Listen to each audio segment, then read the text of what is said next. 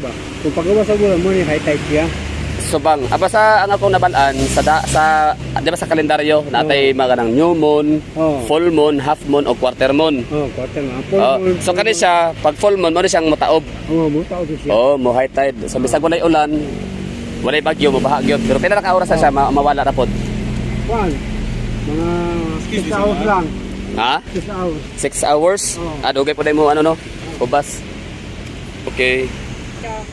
Tayo, pagkabuntag sayo hunas na. Okay. Sige, salamat tay. Okay no. So for today's video is pag-usapan ho natin yung Davao City. Binabaha dito kapag ka high tide. And yun na nga yun nakuha natin information kay tatay na yun na nga binabaha dito. Like hindi kailangan ng ulan, hindi kailangan ng bagyo para magkaroon ng baha sa Davao City kasi pag takdol means kabilugan ng buwan, no? Yung full moon ba?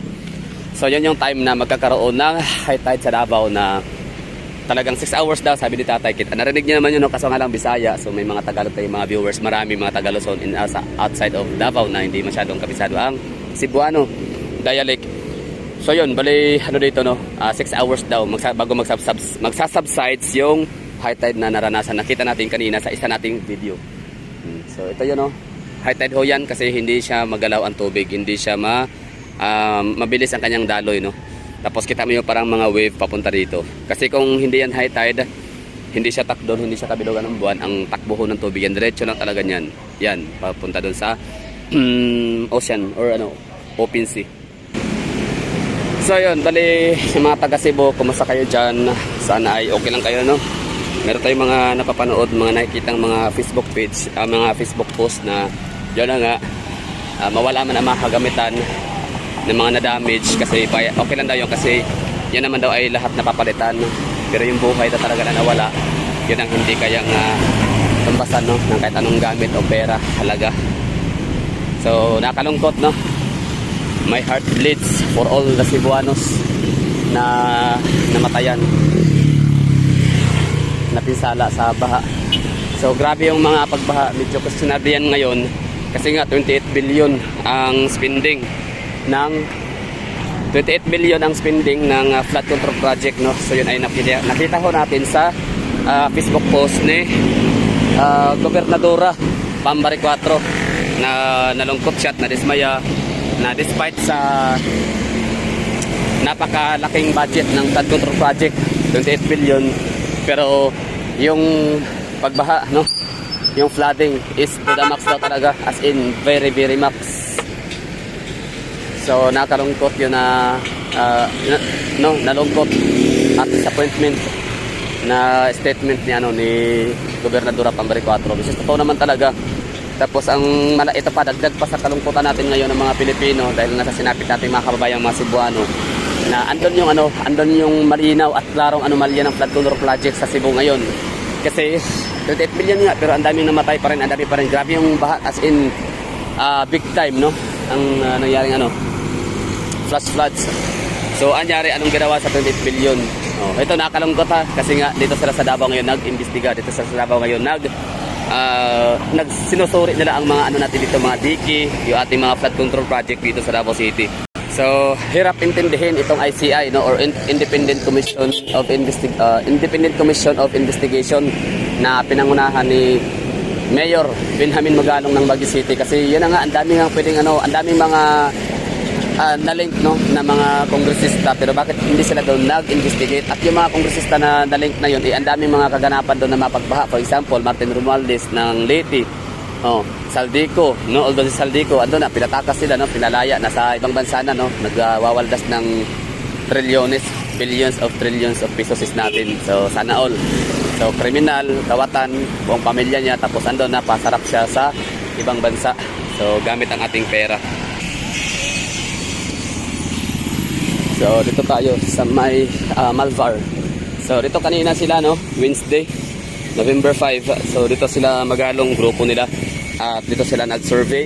Chinik nila yung mga lugar, no, yung mga nag-crack down ng mga dike, yung mga nasira na damage na mga riprap natin. So nakalungkot bakit itong mga grupong Magalong priority nila. Ibig ko sabihin, okay na din naman na imbestigahan. Wala tayong problema dyan kasi pera naman ng bayan talaga natin yan eh. Pera ng mga taong bayan yan pinagagawa nila Pulong Duterte, nila na mga Duterte kasi naman yung mga may in charge no dito sa mga flood control project natin sa Davao City. So, siyempre, ano yan, kumbaga okay na yan na imbestigahan pero sa ganitong pagkakataon, ang daming mga nabahaan, ang daming nasalanta ng bagyo at pagbaha no.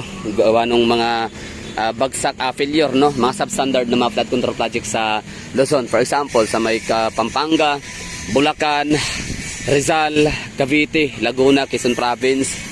Marami no, maraming mga binahaan sa Pilipinas na nangasira nga yung mga flood control projects pero hindi yun inuna, hindi yun talaga tinutukan. Hindi siya minamanmana ng ano natin ICI. So buong buhay nila wala silang pinagagawa kundi sa Davao City sila nag-investigate, wala na iba no. So ito yung ano natin dito ha. Yan may nakalagay dito. But hindi siya masyadong nilakhan no. Ay nakalagay kanos amo mag-inspection sa ghost project ni Sandro Marcos o Martin Romualdez. So shout out sa mga taga dito. Ano ba? Ito ba sinagot nila Magalong kanina? Curious lang tayo no. Nakalagay dito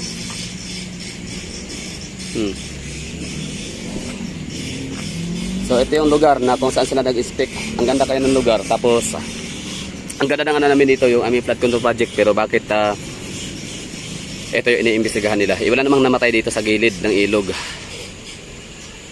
Wala naman tayo napabalita dito na nasalanta, di ba? Wala naman tayo napabalita dito na namatayan or nagkaroon ng leptospirosis gawa ng baha. High tide to ha. Kita nyo.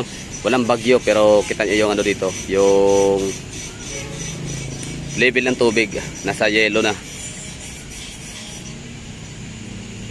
Diba? So parang gusto ko nga baguhin yung ICI meaning no. Parang dagdagan ICI, Independent Commission of Investigation, exclusive for the Dutertes only, ganon. So yun lang. Ano masasabi niyo mga kababayan diyan, mga nanonood kayo mismo? Okay na ako sa mga DDS kasi nakakaintindi naman ng mga yan sa mga gawain nitong ICI pero kayo mga nanonood diyan ng mga loyalista nga and mga kakamping no.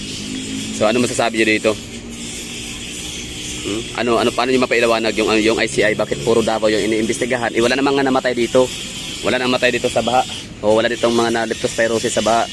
Walang maraming mga kabahayan ang na-damage, nasira ng mga sasakyan, natangay ng malakas na tubig no, baha dahil nga sa nag-wash out yung nag-overflow yung tubig at hindi kinaya ng flood control.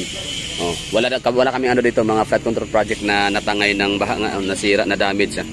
So kung gusto talagang mag-explain dyan, no? So siyempre gamitin nyo talino nyo dyan, no? I-explain nyo sa amin dito. Huwag yung pagiging pagiging troll. So pag-explain nga, bakit Davao City ang lagi iniimbestigahan at ang tagal na imbestiga dito, bakit hanggang yun wala pa rin silang nakuhang mga anomalya, wala pa silang nakuhang mga ebidensya tungkol sa Duterte. Matagal na, ilang taon na ba? Ilang buwan, no? So it's 3 months na yata nakalipas. More than 3 months na. Mula nang pumutok yung mga flood control project scam, mga ghost flood control project ni BBM administration. So panay focus ito sa Davao City, yung investigation, lahat Davao City. So bakit hanggang ngayon wala pa rin nakuha ha? Huwag sabihin na siyempre protektado. Anong protektado? Kalaban ng kontrapartido itong si BBM at mga Duterte sa ngayon. Bakit wala pa rin nakuhang anomalya sa Davao ha? Ngayon hindi niyo makuha si Kong Pulong Duterte kasi nga wala naman talagang anomalya, kaya doon kayo kay Senator Bongo. Sino pa? Bato de la Rosa. Di ba? Wala talagang kwenta tong gobyerno natin ngayon, no? Puro lang talaga politika, puro lang tayo dito. Wala lang, puro Duterte. Wala sa ibang ginawang trabaho. Ito nga may bagyo, may baha, may mga lindol, ang daming mga nasirang mga gusali sa Cebu, no? Sa Cebu Island. Pero bakit hindi inimbestigahan ng ICI, no? Despite sa bilyones na mga halaga ng mga gusali, no, sa mga eskwelahan for example, bakit nangasira pa? Ibig sabihin may mga may anomalya.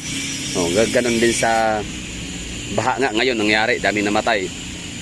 Hindi nyo inimbestigahan. Davao pa rin kayo ng Davao, tsaka ng Davao, unahin nyo muna, kumbaga serbisyo muna kayo. Tulungan nyo muna yung mga nasalanta doon at imbestigahan nyo lahat ng mga doon, mga nasangkot. Si Doc Frasco family, di ba, ng Cebu. Imbestigahan nyo muna. Okay kami dito sa Davao. Ganda na nga namin dito, pero usog lang, no? Ganda ng klima namin dito. biniyayaan kami ng ano, yung perfect na location plus perfect na mga leader na mga Duterte. Pinagsama yon. Perfect location, hindi siya masyadong dinadaanan ng bagyo. Perfect na mga residente, mga community, napaka-supportive, nagkakaisa, solid. Kasi yung hindi nagkakaisa, nagkakawatak-watak, no? Politically, wala eh. Wala talagang asenso ang mga lugar na yan. Tingnan mo yung Davao, very progressive namin dito.